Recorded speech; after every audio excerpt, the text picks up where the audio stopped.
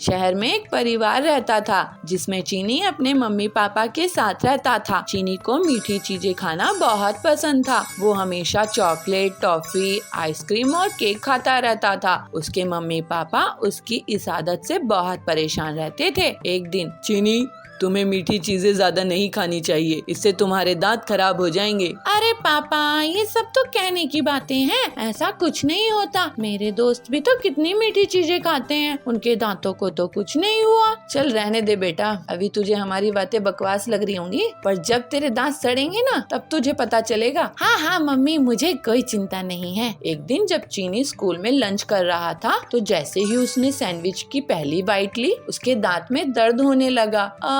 मेरे दांत में तो बहुत तेज दर्द हो रहा है, मुझसे नहीं खाया जाएगा। तभी उसकी दोस्त चिंकी कंगारू उसके पास आती है। अरे चीनी, तुम्हें क्या हुआ? तुम खाना क्यों नहीं खा रही हो? सब ठीक तो है ना? नहीं चिंकी, कुछ भी ठीक नहीं है। मेरे दांत में दर्द हो रहा है और मुझसे कुछ खाया भी नहीं जा रहा। दिखाओ तो। चिंकी चीनी के दांत देखती है। अरे चीनी, तुम्हारे तो एक दांत पूरी तरह सड़ा हुआ है, उसमें कीड़ा लग चुका है। अगर तुमने उसे नहीं निकलवाया तो तुम कुछ भी नहीं खा पाओगे। इसका मतलब इसको उखड़वाना पड़ेगा?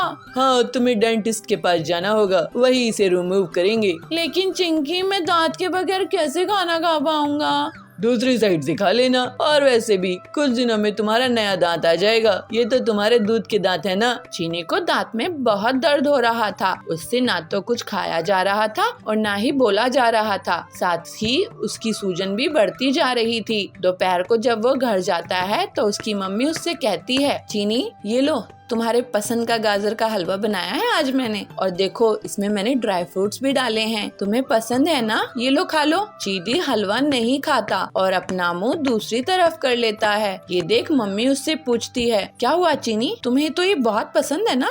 मम्मी, पसंद तो है, लेकिन मेरे दांत में बहुत तेज दर्द हो रहा है, इसलिए मुझसे कुछ नहीं खाया जा रहा। अच्छा, दिखाओ तो जरा। मम्मी चीनी का सड़ा हुआ दांत देखती है। मैं कहती थी ना कि ज्यादा मीठा मत खाया करो। लो अब देखो, सड़ गया ना दांत। मम्मी, आप हंस रही हो और यहाँ मुझे बहुत दर्द हो रहा है, कुछ तो करो ना मम्मी। अब तो तुम्हें डेंटिस्ट के पास ही लेकर जाना होगा। नहीं मम्मी, मैं उनके पास नहीं जाऊंगा, बहुत दर्द होगा। ये जो दर्द हो रहा है इससे तो कम ही होगा, बाकी तुम्हारी मर्जी। रात को फिर मत कहना कि नींद नहीं आ रही दर्द के कारण। चीनी का दर्द बढ़ता जा रहा था, इसलिए वो डेंटिस्ट के पास जाने के लिए मान जाता है और अपनी मम्मी के साथ डेंटिस्ट के क्लिनिक चला जाता है, जहाँ डेंटिस्ट उसका सड़ा हुआ दांत निकाल देते हैं। बच्चे, आपका खराब दांत हमने निकाल लिया है, लेकिन आपको मीठा कम न खाना करना पड़ेगा। बाकी आपके दांत सड़ रहे हैं, अगर आपने चॉकलेट खाना नहीं छोड़ा तो आपके सारे दांत खराब हो जाएंगे। ठीक है डॉक्टर, मैं आपसे चॉकलेट नहीं खाऊंगा। चीनी अब मीठा खाना कम कर देता है क्योंकि वो उसके साइड इफेक्ट जान चुका था। तो बच्चों, आप क्या करते हो? आप भी चीनी की तरह चॉकलेट, आइसक्रीम और केक बहुत खाते हो? विद्यापुर नाम के गांव में पीलू चिड़िया रहती थी। उसका बेटा बबलू और बहू बबली वो भी उसी के साथ रहते थे। लेकिन बबलू और बबली को बूढ़ी पीलू का साथ रहना पसंद नहीं आता था। पीलू की एक बेटी थी, उसका नाम हरी था। हरी की बड़े शहर में शादी हो चुकी थी। शादी के बाद से वो बहुत घमंडी हो गई थी और अपने मायके वालों से ज्यादा बातचीत नहीं करती थी। एक दिन बबलू कहता है, माँ, मेरी बात सुनो, मेरी कमाई बहुत कम हो चुकी है और महंगाई बहुत ज्यादा।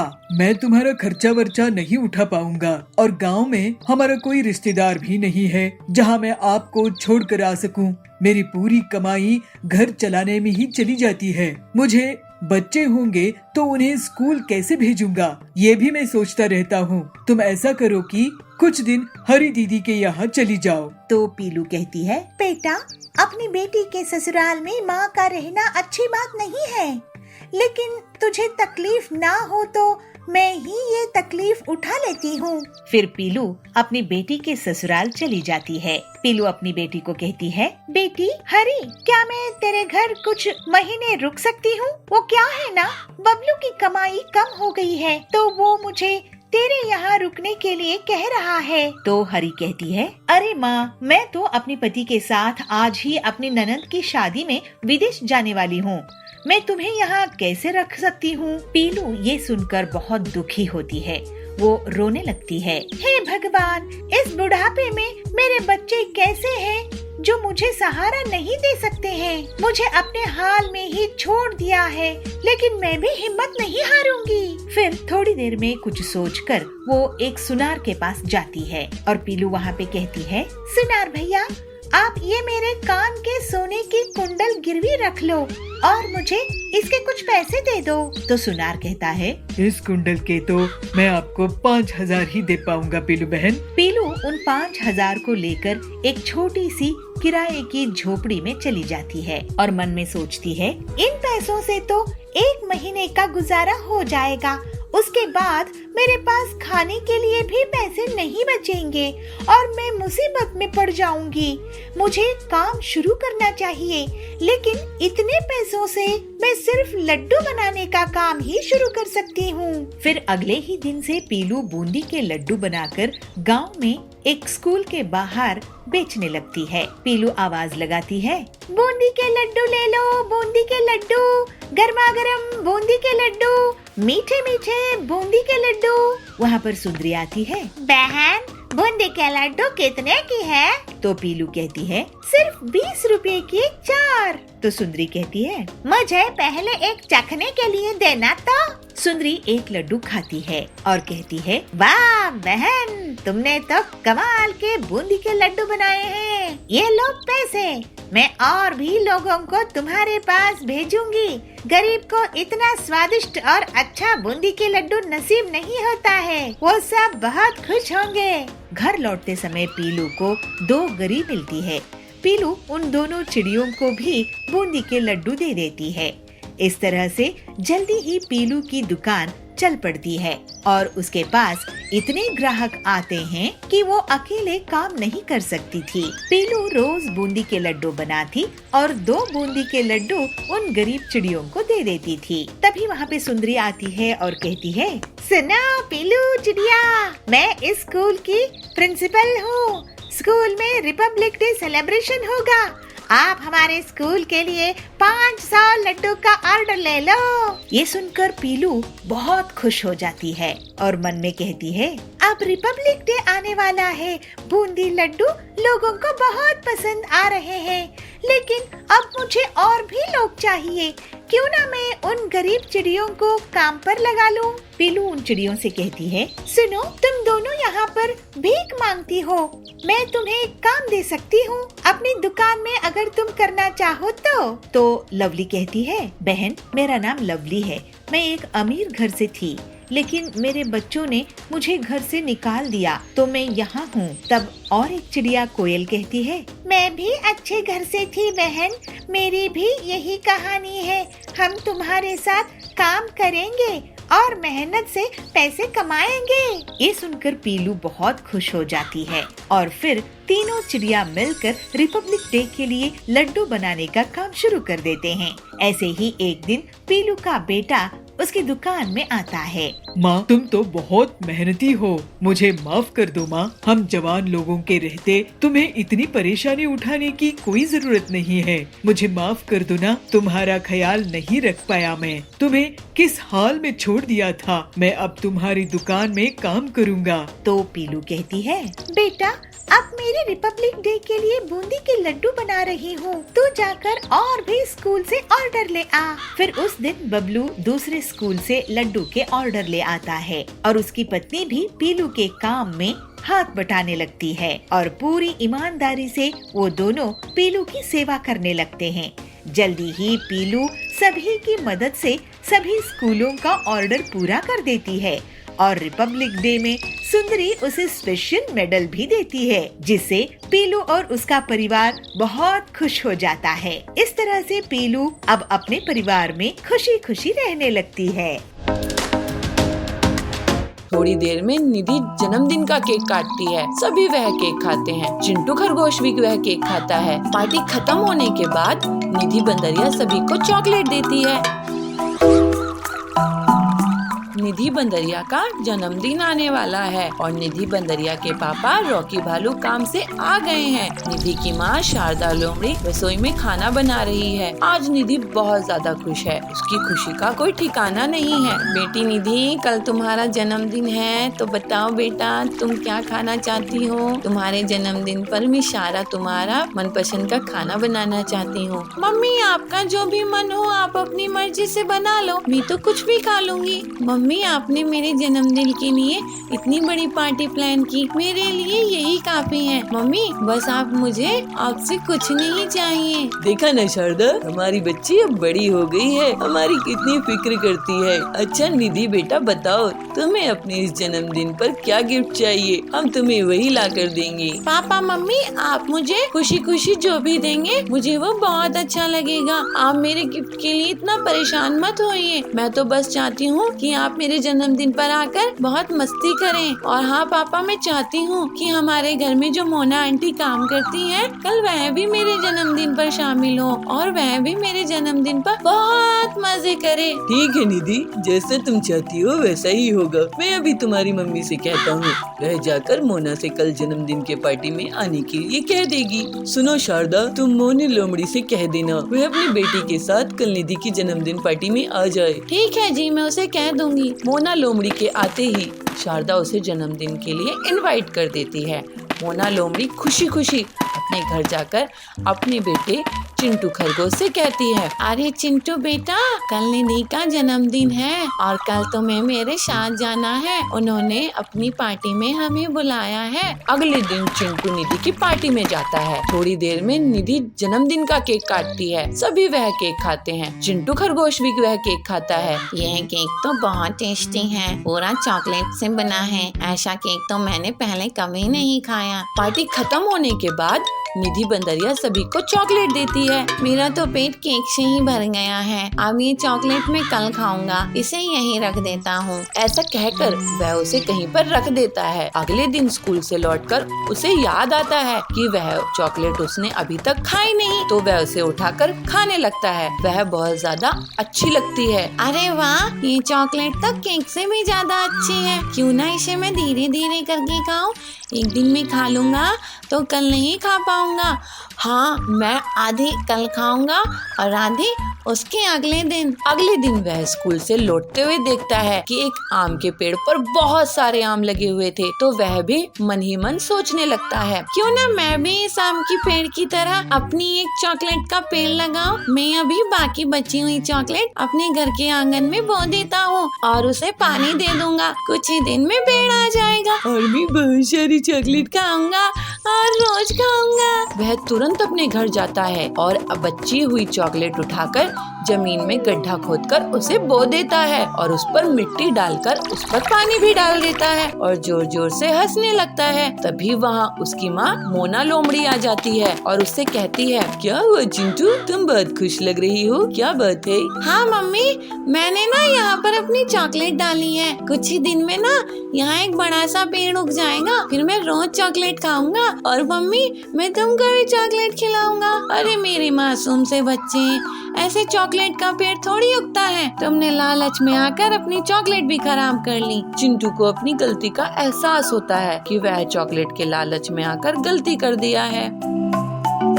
टुन्नू लोमड़ी चोर को पकड़कर उसको पुलिस के हवाले कर देते हैं। पिंकी, दादाजी मुझे माफ कर दो। तू क्यों माफी मांग रहा है? तूने क्या किया? इसलिए क्योंकि मैं रॉकी को जंगल में छोड़ आया था। पर पिंकी बंदरिया और कुन्नू सियार भाई बहन हैं। वो गांव में अपने मम्मी पापा और दादा दादी के साथ रहते हैं। एक दिन स्कूल में आते समय पिंकी बंदरिया की नजर कीचड़ में सने एक कुत्ते पर गई। वो बहुत छोटा था और रो रहा था। पिंकी को उस पर तरस आ गया, इसलिए वो उसके पास गई और अपनी बोतल का कच्चा पानी उसने उस पर डाला और उसे अपनी गोद में उठा लिया। पिंकी छोड़ इसे, देखिए कितना गंदा है और कितनी बदबू आ रही है इसमें से। छी, छोड़ इसको।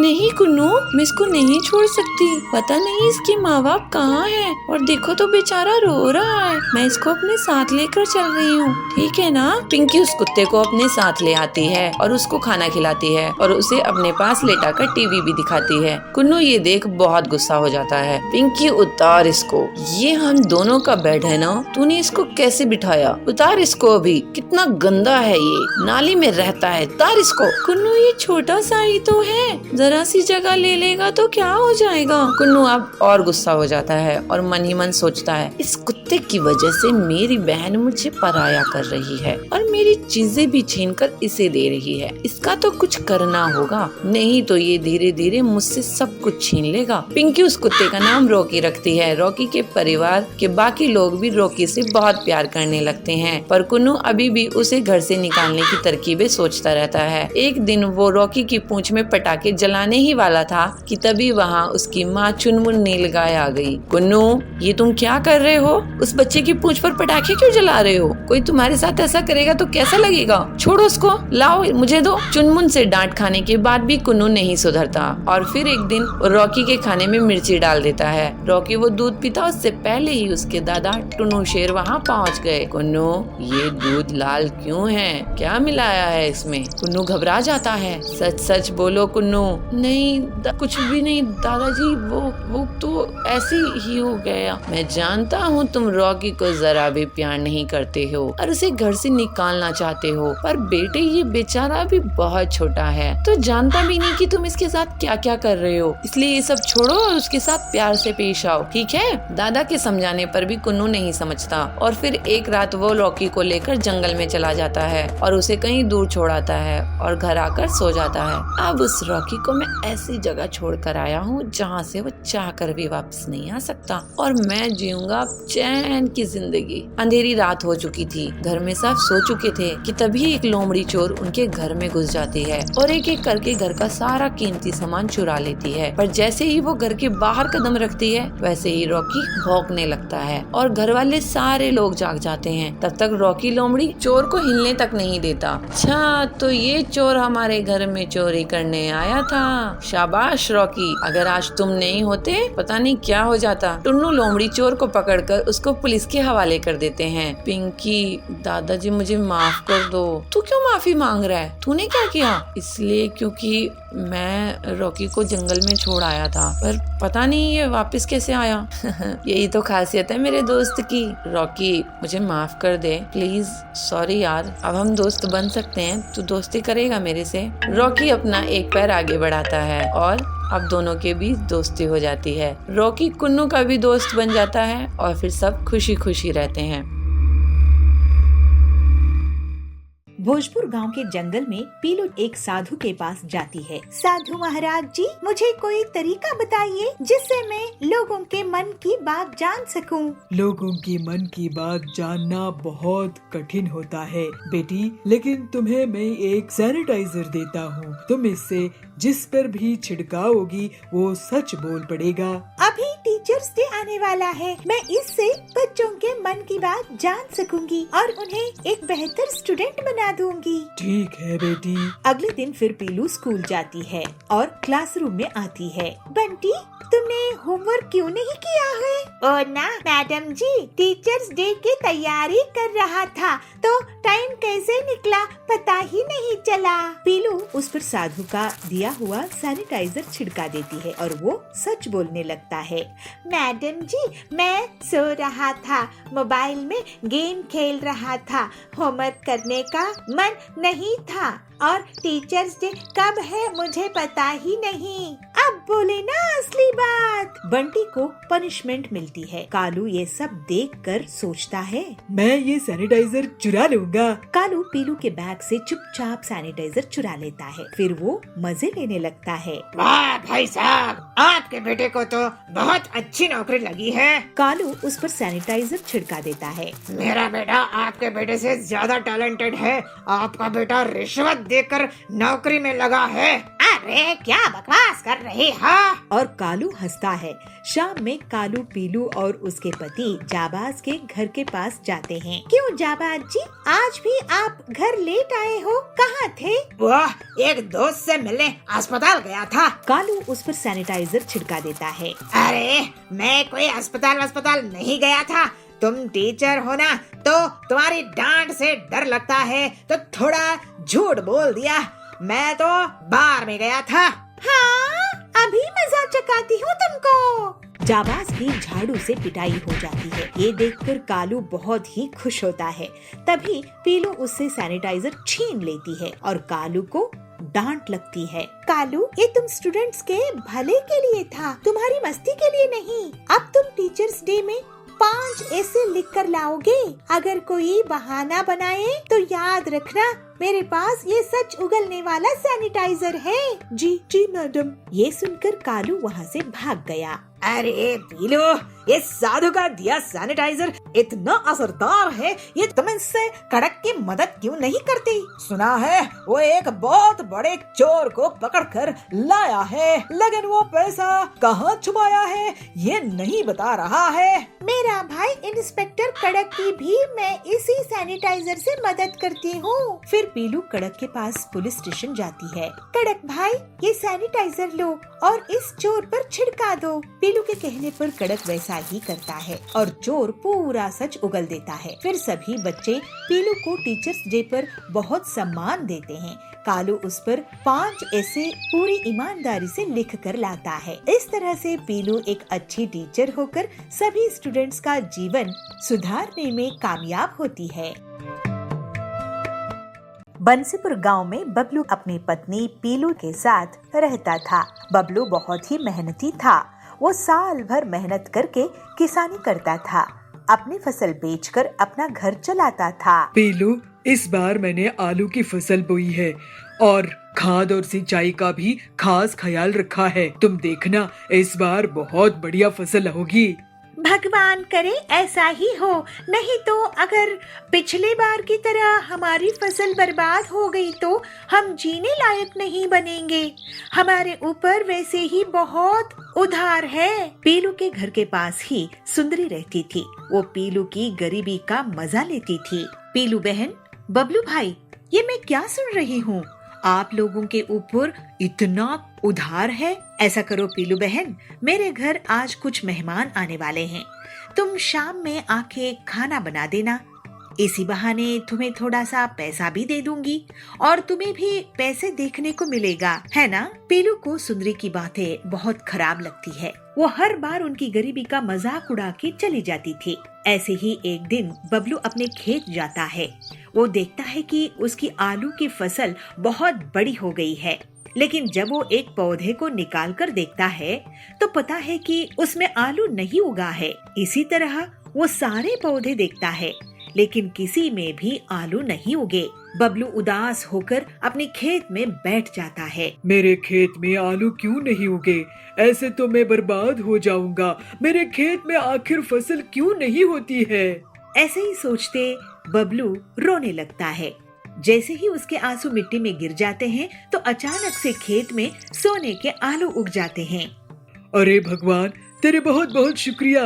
मेरे खेत में तो सोने के आलू उगाए हैं। अब मेरी गरीबी दूर हो जाएगी। फिर बबलू एक बोरी में सोने के आलू भर लेता है और घर लेकर जाता है। बबलू एक सोने का आलू बेचकर घर का राशन ले आता है और पूरा कर्ज भी चुका देता है। लेकिन वो सोने के आलू वाली बात पीलू को नहीं बताता है। एक दिन सुंदरी उसके घर आती है। क्या हुआ, इस बार तुम लोग आलू की फसल नहीं बेच रहे हो क्या?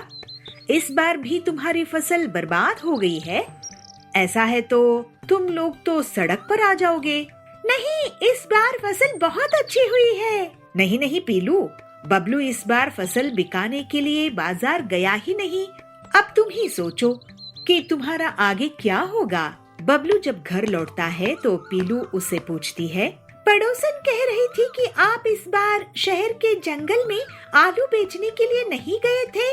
अगर हमारी आलू की फसल हुई ही नहीं है तो अपने घर का राशन कहाँ से लेकर आए हो? इसके बाद बबलू पीलू को सोने के आलू से भरी हुई एक बोरी दिखाता है। खिड़की में से सुंदरी भी उस सोने के आलू की बोरी को देख लेती है। अरे, इनके पास तो बोरी भरकर सोना है, ये तो मेरे पास होना चाहिए। ऐसा सोचकर वो उनके घर जाती है। तुम दोनों गरीबों को खाना नसीब हो रहा होगा। ऐसा करो, तुम मेरे घर खाना खाने आ जाओ। सुंदरी को पीलू और बबलू मना नहीं कर पाते हैं और उसके घर चले जाते हैं। वहाँ सुंदरी उन्हें बहुत बड़ी थाली परोसकर लेकर आती है। और उन्हें खाने के लिए देती है। जब दोनों पति पत्नी खा रहे होते हैं, वो चुपचाप उनके घर चली जाती है और सोने के आलू चुराने की कोशिश करती है।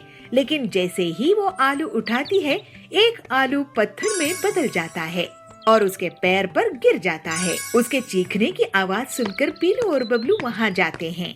सुंदरी वहाँ से भाग जाती है। तभी तो मैं सोचूं कि हमेशा हमारी गरीबी का मजाक उड़ाने वाली हमें आज दावत क्यों दे रही है। हमारे पीछे से हमारी सोने की आलू चुराना चाहती थी। ये सुंदरी बहुत लालची है। इसके पास सब कुछ है, लेकिन ये लालच करना नहीं छोड़ती है।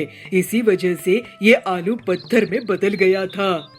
हाँ बबलू जी, आप सही कह रहे हो, लेकिन ये आलू जब तक हमारे घर में रहेंगे, ये हमारे लिए मुसीबत के बीज बन जाएंगे।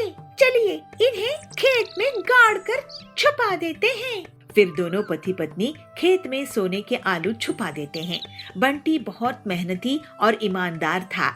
इसी वजह से उसकी शुद्ध भावनाओं में निकले आंसू से सोने के आलू खेत में उग आए थे।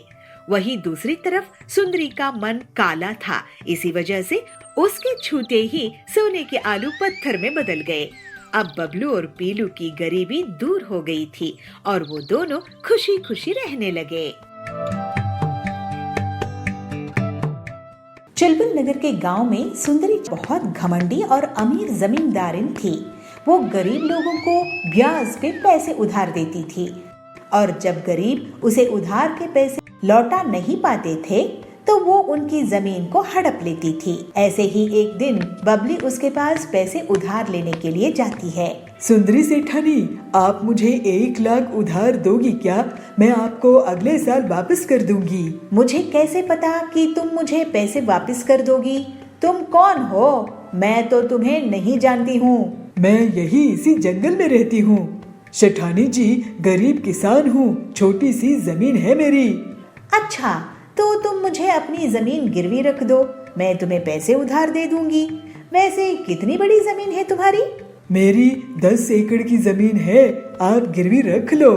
ठीक है, यहाँ अंगूठा लगाकर पैसे ले जाओ, लेकिन याद रखना, पैसे नहीं चुकाए तो जमीन मेरी। फिर बबली उन पैसों से खाद और दवाइयाँ लाती है और खेत में दिन रात बहुत मेहनत करके फसल उगाती है।